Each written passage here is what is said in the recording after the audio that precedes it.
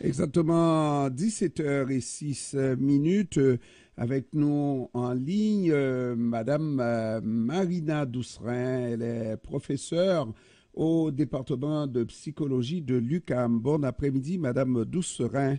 Bonjour. Ça va bien? Oui, ça va bien et vous? Oui, ça va très bien. Ce qui devrait arriver arrivera. Ce qui arrive ici, c'est exactement la même chose pour des gens qui viennent d'ailleurs. Si on a un problème psychologique, ben, on fonctionne moins bien dans la société. La même chose pour les personnes qui arrivent et qui développent des problèmes mentaux. Ces gens-là s'intègrent moins bien à la société. Et vous dites dans cette étude qui a été menée sur un nombre important d'immigrants qu'il faudrait dans les premières années consacrer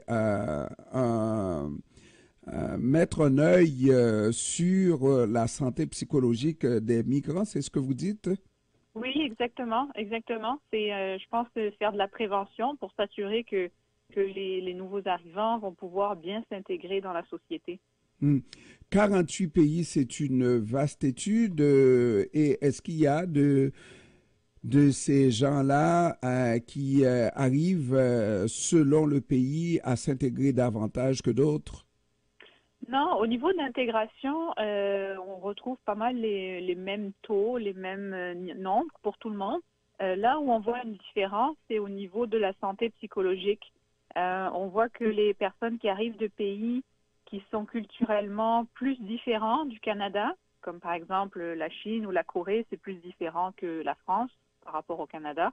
Bon, ben, ces personnes qui viennent de pays plus différents vont avoir un petit peu moins de santé psychologique.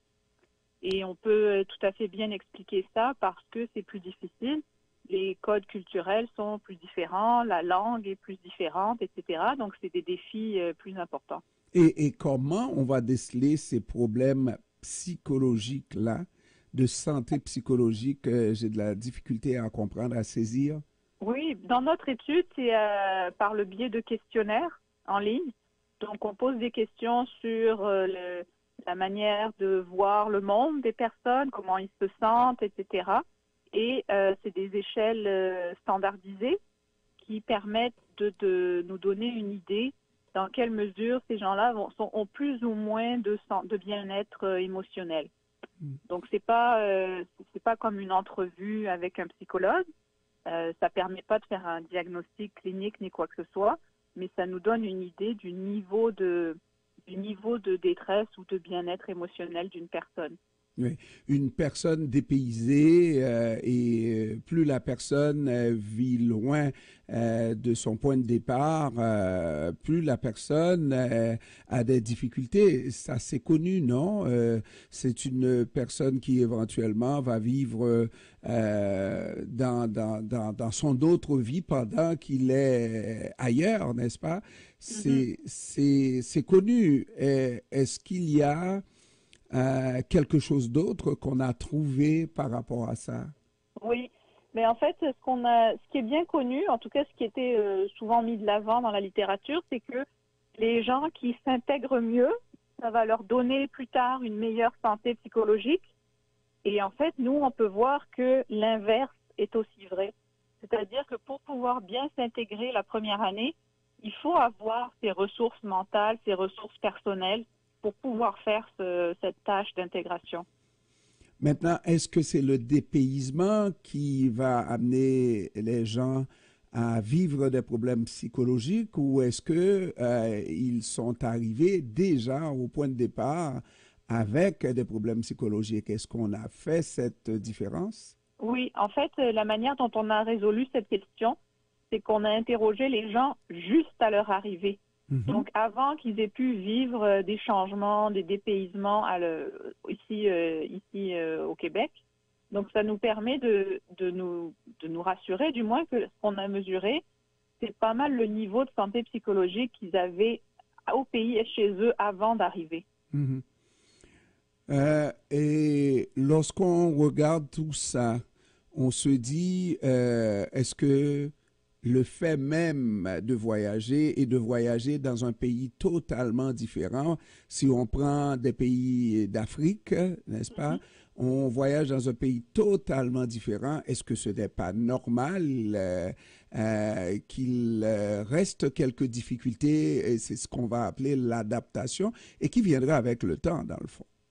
Oui, absolument. C'est tout à fait normal de ressentir des difficultés. C'est un énorme défi, l'immigration. Il faut tout reconstruire à zéro, à partir de zéro. Donc, c'est tout à fait normal d'avoir des difficultés.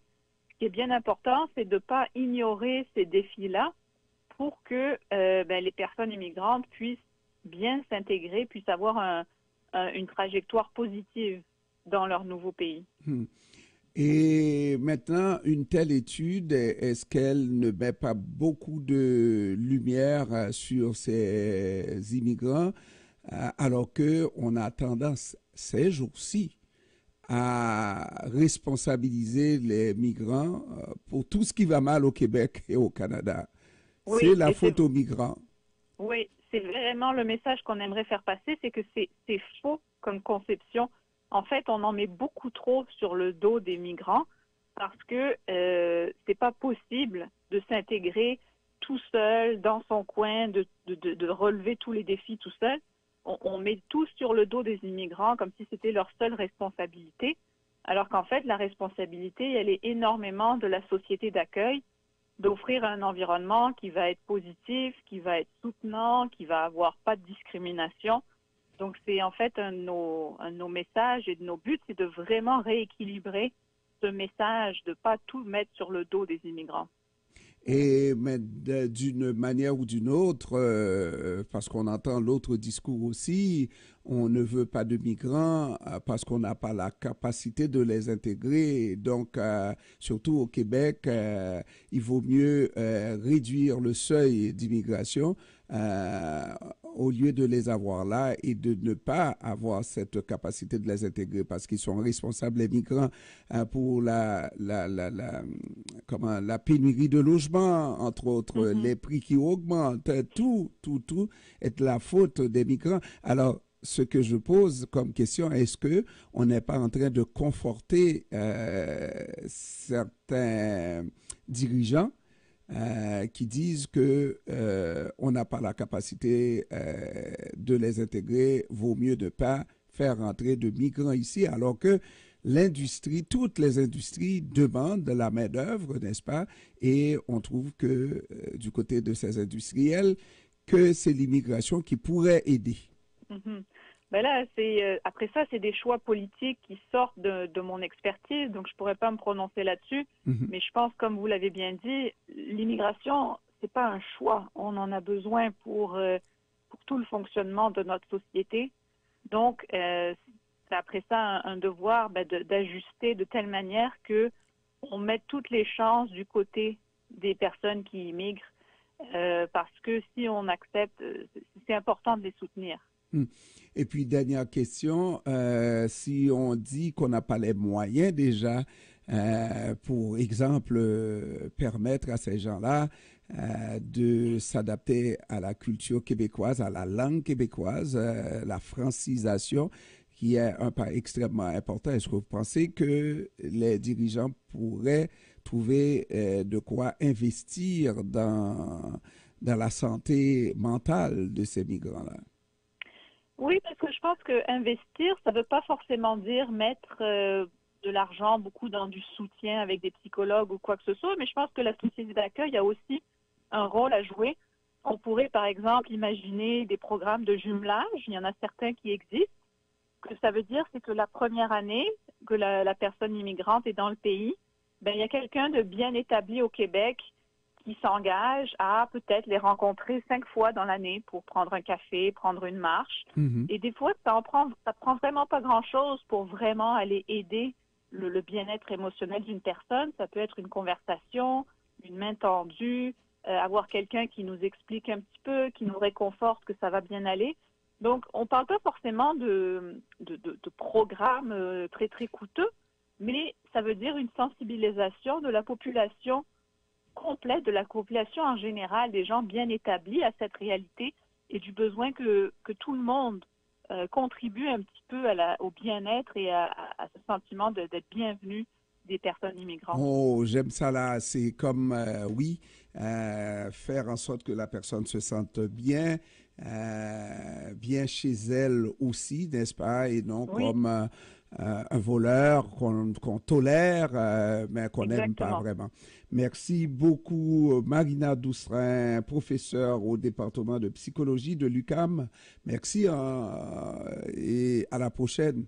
Merci, bonne soirée. Au À vous revoir. aussi. Merci.